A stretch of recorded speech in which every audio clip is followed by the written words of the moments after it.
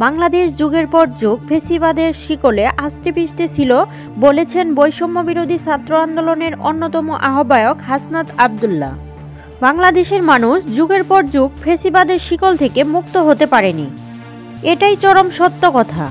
সুতরাং সময় এসেছে বাংলাদেশের প্রচলিত রাজনৈতিক ধারা পরিবর্তন করতে হবে।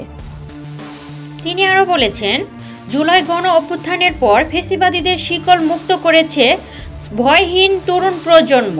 আমরা যে প্রজন্মটাকে অলস ভাবতাম, মোবাইল নিয়ে পড়ে থাকতো, তারা ওই প্রজন্মই দিন শেষে আমাদের কথা বলার অধিকার ফিরিয়ে দিয়েছেন। যেখানে ভোট দেওয়ার অধিকার ছিল না স্বাভাবিকভাবে বসবাস করার অধিকার। সাধারণত ইমামরা মসজিদে কোরআন যেভাবে বলেছে সেভাবে খুতবা দিবে, তাতেও ছিল বাধা।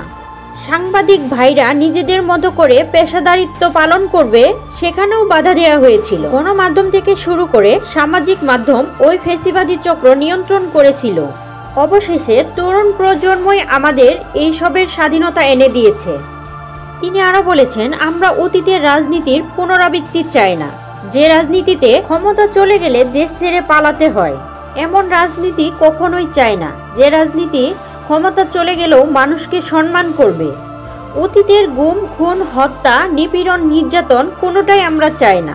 সমাজের ইতিবাচক প্রশ্নে, বাংলাদেশের প্রশ্নে, সামাজিক মূল্যবোধ বৃদ্ধির প্রশ্নে আমরা এক এবং ঐক্যবদ্ধের সংহতির মাধ্যমে দেশকে পুনর্গঠন করতে চাই। প্রাণহানি চাই না, দেশে আর কোনো রাজনৈতিক সহিংসতার পুনরাবৃত্তি করতে চাই না।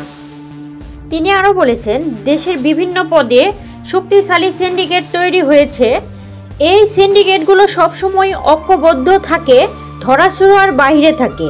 যারা দেশে অকল্যাণ চায়, দেশের মানুষের অকল্যাণ চায়, তাদের বিরুদ্ধে এই তরুণ প্রজন্মকে এগিয়ে আসতে হবে। যেভাবেই হোক না কেন এই সিন্ডিকেট ভেঙে একটি কল্যাণকর রাষ্ট্র গঠন করব আমরা। এতক্ষণ সাথে থাকার জন্য ধন্যবাদ।